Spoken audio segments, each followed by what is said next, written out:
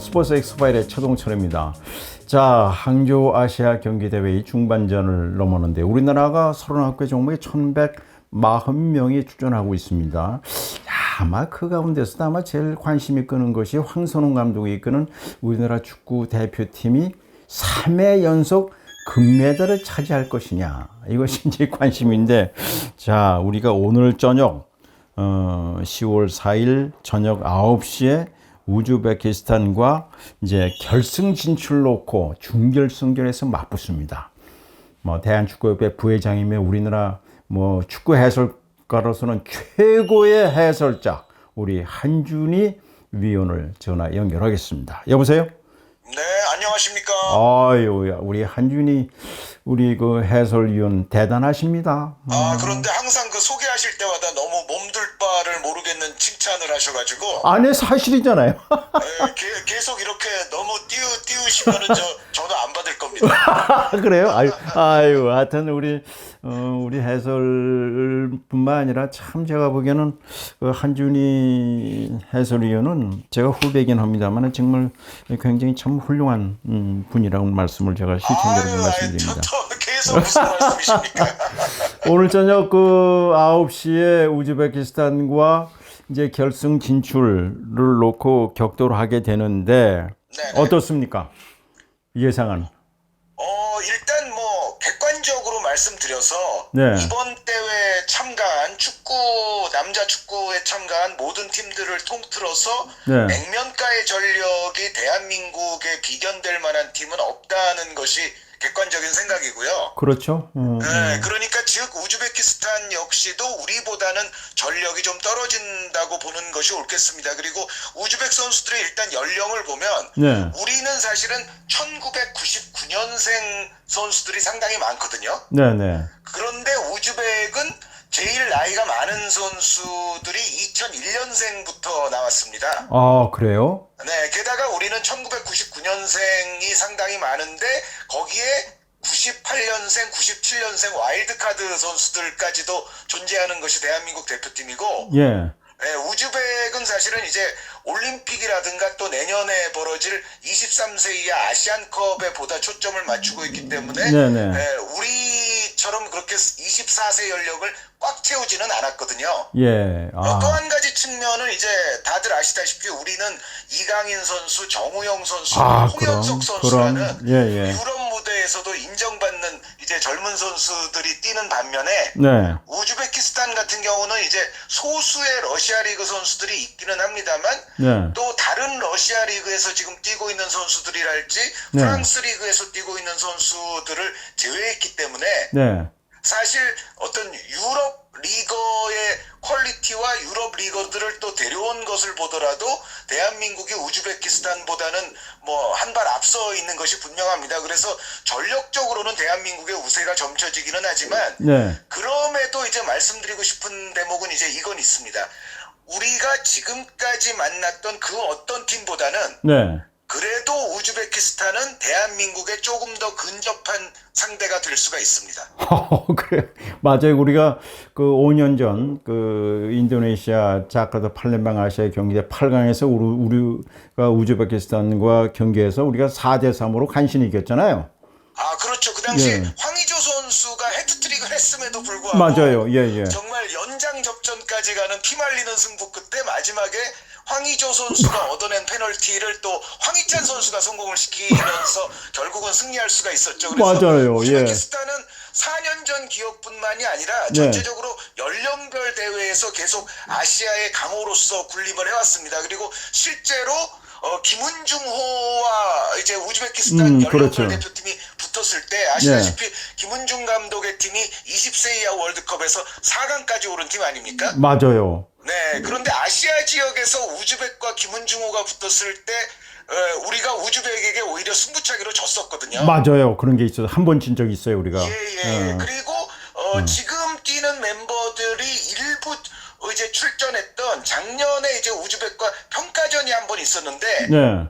물론 그 당시에 뭐 이강인이라든가 정우영, 홍현석 뭐 이런 선수들이 뛴 거는 아닙니다만 일부 멤버가 겹치는 상황에서 작년 평가전을 했을 때도 우리와 우즈베키스탄이 비긴 적이 있습니다. 예, 그래서 그 지금 우즈베키스탄과 5년 전에 그 8강에 맞붙들었을 때 3대 3에서 마지막 그 연장 후반 2분 남겨놓고 이제 그 황희찬 선수가 이제 페널티킥을 할 때 손흥민 선수가요, 그걸 못 봤어요. 그거 안 보고 뒤로 돌아서 있었다고요. 그렇죠. 그 축구라는 게 알 수가 없는데. 그 당시에 황희찬 선수가 이제 호기롭게 그 맞아요. 것을 하겠다고 했을 때 예. 불안한 시선에서 보는 봤던 사실 시청자나 이제 관중들도 많았죠, 사실은. 맞아요. 자, 근데 오늘 황희찬 선수가 어쨌든 보란 듯이 그렇죠. 그것을 그래도 성공을 시켜서 정말 우리가 금메달로 갖는 디딤돌을 놨습니다만 어쨌든 우즈벡은 전통적으로 연령별 팀이 상당히 강하고 그 네. 한년의 연령별 팀들도 우리를 상당히 괴롭혔던 경험이 있기 때문에 네. 물론 전력적으로는 우리가 한 수 위라고 해도 과언은 아니지만 그럼에도 불구하고 우즈벡은 역시 다른 팀들에 비해서는 우리에게는 그래도 근접해 있는 상대가 될 것이면 틀림이 없습니다. 맞아요. 우리가 뭐 5경기에 이제 준결승까지 올라오기에 23골에 그 득점 23골에 실점 1골밖에 안 되기 때문에 그 어때 우즈베키스탄과 한 2골 차이 이상은 나겠죠? 그런데 우리가 막상 이제 물론 이제 로테이션을 좀 시켜가면서 경기를 하기는 했지만 중국과도 2골 차였잖아요. 그렇죠. 예. 네, 그것을 고려하면 우즈베키스탄은 중국보다는 분명히 강하거든요. 그렇죠. 선수들 개개인의 능력과 어떤 투쟁심, 조직력, 예. 그리고 역습을 성공시킬 수 있는 확률 이런 부분들이 여태까지 우리가 붙었던 모든 팀들보다는 우즈벡이 좀 더 좋습니다. 그래서 저는 가장 근소할 때는 한 골차 승부가 될 수도 있다고 보고 한 골차. 한 골차 내지는 두 골차 정도로 대한민국의 우세를 예상하고 있습니다. 근데 지난번 중국과의 경기했더니 이강인 선수를 전반에 그 집어넣지 않고 후반에 그 황선우 감독이 그 기용하던데 그 이유는 그 우리 그 한준희 해설위원은 어떻게 이유가 뭐라고 생각하세요? 전술적으로 결국 아주 성공적인 판단이었다는 생각이 드는데요. 네네. 기본적으로 이제 중국이 네. 대한민국과의 경기에서는 무조건 이제 피지컬적으로 나올 맞아요. 게 거의 예, 분명했기 때문에 네. 뭐 안재준 선수라든가 송민규 선수처럼 우리 팀 가운데에서도 피지컬이 좀 좋은 유형의 선수들을 먼저 내보냈고 그래요. 또 고영준 선수가 지금 경기력도 좋을 뿐만 아니라 네. 상당히 민첩하고 또 얼마 전에 그 부상을 당해서 좀 안타깝긴 했습니다만 어쨌든 중국 축구를 또 경험했던 바가 있었거든요. 그래서 네. 이런 선수들 위주로 오히려 중국에 대한 맞춤형으로 일단 전반전에 중국을 좀 괴롭힌 이후에 이제 후반전에 테크니컬한 선수들을 더 많이 집어넣는 이런 어떤 책략을 가져갔는데 제가 봤을 때는 결과론적으로도 성공했지만 상당히 일리가 있었다라고 볼 수가 있겠고요. 그리고 어차피 액면가 전력에서 중국보다 그 다음에 만날 것이 예상되는 우즈벡이 더 센 상대 아닙니까? 네, 그렇죠. 뭐 네, 예. 그렇게 보자면 약간 모험적일 수도 있지만 중국전에서는 나름 그래도 근거가 있게끔 로테이션을 어느 정도 가동을 한 것이 결과적으로도 성공을 했기 때문에 저는 황선홍 감독이 좋은 판단을 했다고 생각하고 있습니다. 자, 오늘 저녁 9시인데 그 이강인 선수가 선발로 나오지 않을까요? 이번에는? 이번에는 그 말씀하셨던 이강인, 정우영, 엄원상 3인방이 모두 이제 전반전에 중국전에는 나오지 않았잖아요. 네네, 그렇죠. 제 생각에는 이 세 선수가 모두 나오거나 네. 아니면 적어도 이 세 명 중에 2명은 오늘 경기에서는 선발로 나올 것 같습니다. 맞아요. 그럼 뭐 제가 보기에는 이제 결승전은 10월 7일 열리게 돼 있는데 그 제가 보기에는 그 이 일본이 홍콩하고 이제 경기를 하는데 일본이 이제 결승전까지 올라오지 않을까 이렇게 생각되네요. 네, 아무래도 이제 전력적으로 한일전이 유력하기는 한데 네. 또 한일전 하면은 역시 이제 일본도 우즈벡처럼 우리 정도의 멤버는 아니거든요. 그래서 맞아요. 당연히 이제 우리에게 전력적 우세가 있습니다만 막상 또 한일전 하면은 긴장을 안 할 수가 없고, 게다가 이제 우리 같은 경우에 또 선수들이 금메달이라는 대목을 너무 또 염두에 두다 보면은 조금 긴장탄 경기력이 나올 수도 있거든요. 그래서 예. 물론 이제 일본과 우리가 맞닥뜨리게 되면 그 경기도 중요하기는 하겠습니다만, 일단 당면한 과제는 우즈벡이고, 그렇죠. 제가 냉정하게 봤을 때는 우즈벡의 전력이 일본보다 못하지 않습니다. 그래요. 네, 예. 오히려 백지 반의 반장 정도라도 이 연령대에서는 우즈벡이 좀 더 까다로울 수도 있기 때문에 네. 일단 우리로서는 오늘 경기를 무사히 넘어가는 것이 일단 1순위다라고 볼 수가 있겠습니다. 자, 우리 남자 축구는 뭐 그런 대로 기대가 큰데 여자 축구가 우리가 그 북한한테 1대 4로 져서 아주 축구 팬들의 실망을 안겼단 말이죠. 그 이유를 우리 한준희 해설위원은 어떻게 보십니까? 네, 일단 뭐 이후 얘기를 하기 전에 그 경기는 사실은 어떤 심판의 어떤 판정에도 그것도 좀 있죠. 문제가 있었고, 예.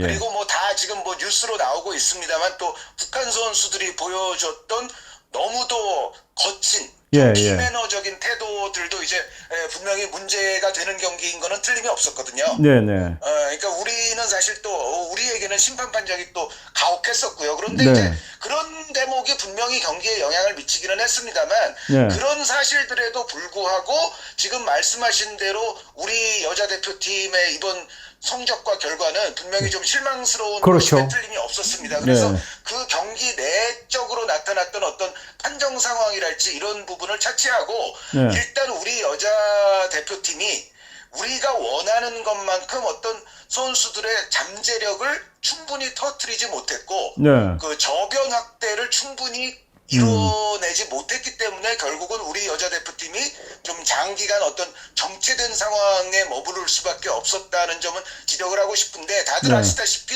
2010년에 우리가 여자 20세 이하 월드컵, 17세 이하 월드컵에서 정말 기념비적인 그럼요. 성과들을 내지 않았습니까? 네네.